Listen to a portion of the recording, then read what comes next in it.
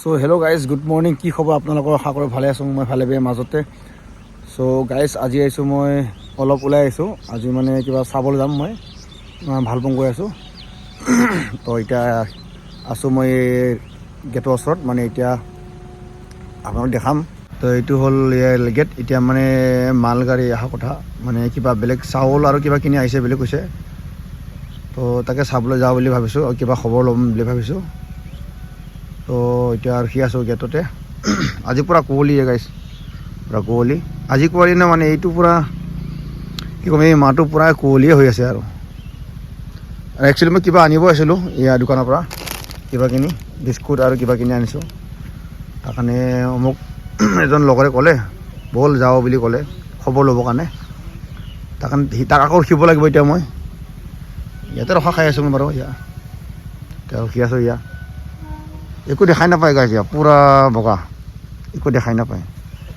এয়া আৰু পিছফালে গাড়ী ৰখি আছে, গাড়ী এখন ৰখি আছে পিছফালে। ৰখি আছোঁ বাইকত মজাকৈ। আৰু এজন লগৰ যাব মোৰ লগত। এতিয়া যোৱা হয় না নহয়, মানে যামতো বুলি কৈছে সি। এইটো এইফালৰ পৰা আহিব এইটো। আৰু এইটো হাইৱে ৰোড হয় গাইড, হাইৱে এইটো মানে অৰুণাচল যায়। এইটো অৰুণাচল যায়, ভালপোং পৰা এতিয়া পূৰা অৰুণাচল যায়।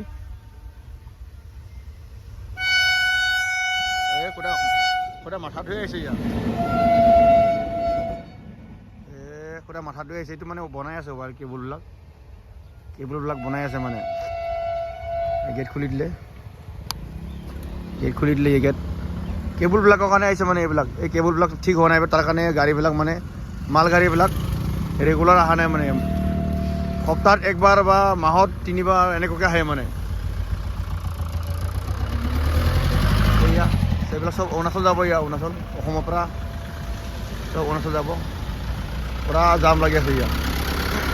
চুমুবিলাক চব অৰুণাচল যাব। চুমুবিলাক চব চুমুৱে বেছি যায়, চলে মানে অৰুণাচলত। কম্বল ঠাণ্ডাত কম্বল।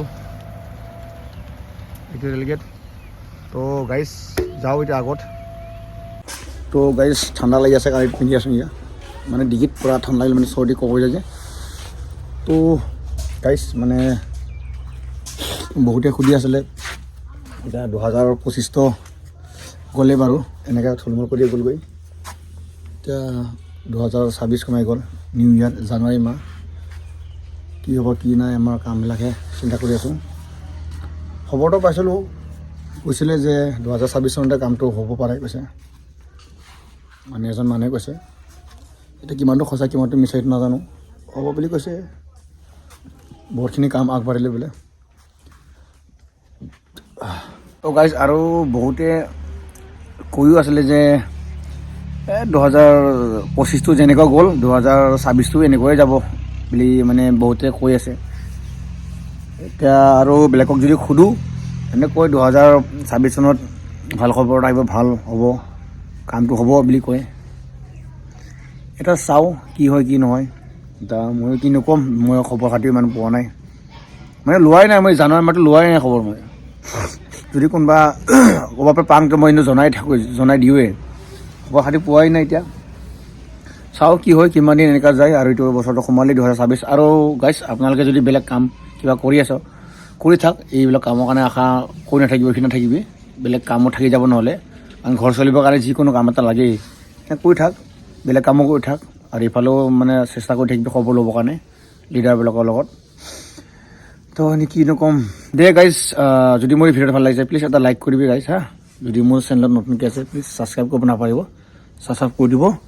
আৰু চাওঁ কিমান দিন কি কৰোঁ, আৰু খবৰ খাতি পালে মই নিশ্চয় জনাম।